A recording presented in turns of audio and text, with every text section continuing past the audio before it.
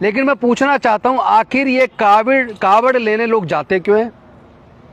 कावड़ से फायदा किसको है? कावड़ से नुकसान किसको है? निश्चित तौर पर अगर आप देखेंगे तो जो कावड़ का सामान बेच रहा है उसको कावड़ से फायदा है। जो लोग कावड़ लेने जाते हैं उसमें अनुसूचित जाति, जनजाति और पिछड़े वर्ग के लोग 98% होते हैं। फिर जो लोग वहां नहीं जाते वो अमीर क्यों बन रहे हैं? और जो लोग कावड़ लेने जाते हैं वो अमीर क्यों नहीं बन रहे हैं? वो गरीब क्यों हैं? वो असहाय क्यों हैं? उनके परिवार में खुशहाली क्यों नहीं आ रही? तरक्की क्यों नहीं हो रही? विकास क्यों नहीं हो रहा? नमो बुद्धाय, जय भीम, जय संविधान, जोहार। साथियों, अभी आपने देखा होगा उत्तर प्रदेश के अंदर एक पुलिस के अधिकारी ने एक आदेश पारित किया कि कावड़ के दौरान जितने भी रेडी लगाने वाले या दुकानदार हैं वो अपना नाम लिखकर उस पर लगाएंगे। आखिर ये किस लिए? क्या वो सामान बेचने वाले की जाति या धर्म जानना चाहते हैं? इसकी ज़रूरत क्या है? आज तक कभी इसकी ज़रूरत नहीं थी, तो यूपी में आखिर ये सरकार कर क्या रही है?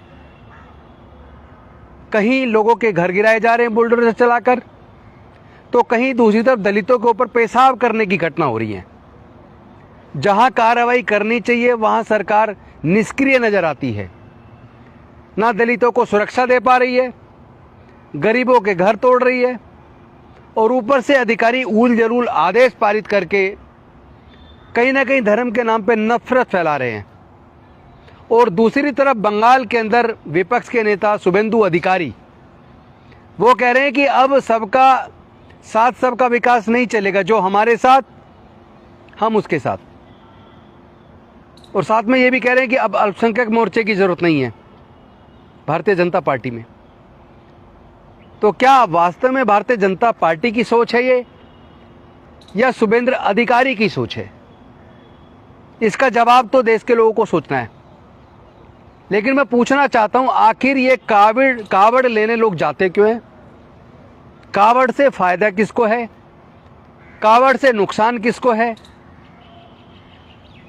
निश्चित तौर पर अगर आप देखेंगे तो जो कावड़ का सामान बेच रहा है उसको कावड़ से फायदा है। लेकिन जो गरीब, चूंकि मैक्सिमम ये सर्वे में पता लगा है कि मैक्सिमम जो लोग कावड़ लेने जाते हैं उसमें अनुसूचित जाति, जनजाति और पिछड़े वर्ग के लोग 98% होते हैं। उसमें व्यापारी का देश के सारे संसाधनों पर कब्जा है, और पिछड़े वर्ग के लोग ही क्यों जाते हैं?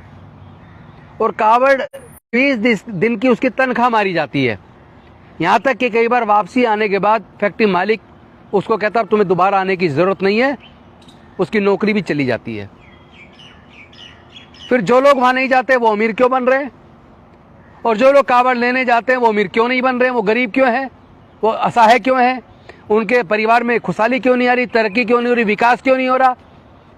तो जो वो सामान बेच रहे हैं उनके घर में पैसा जा रहा है, उनका विकास हो रहा है। तो मैं पूछना चाहता हूं, आखिर देश के दलित, पिछड़े, आदिवासी वर्ग के लोग कावड़ लेने क्यों जाते हैं? आप अपने बच्चों को वहां क्यों भेजते हैं? क्यों जाने देते हैं? अपना रोजगार का भी नुकसान करते हैं, और अपने पैसे का भी नुकसान करते हैं, अपने शरीर का भी नुकसान करते हैं। तो जिस चीज़ से आपको फ़ायदा नहीं है, ना शारीरिक फ़ायदा है, ना मानसिक फ़ायदा है, ना आर्थिक फ़ायदा है, किसी भी प्रकार का फ़ायदा नहीं है, केवल नुकसान है, वहाँ जाना छोड़िए और अपने बच्चों की पढ़ाई पर ध्यान दीजिए, अपने रोज़गार को बढ़ाने पर ध्यान दीजिए। बहुत बहुत धन्यवाद। जय हिंद, जय भीम, जय भारत, जय संविधान, जोहार।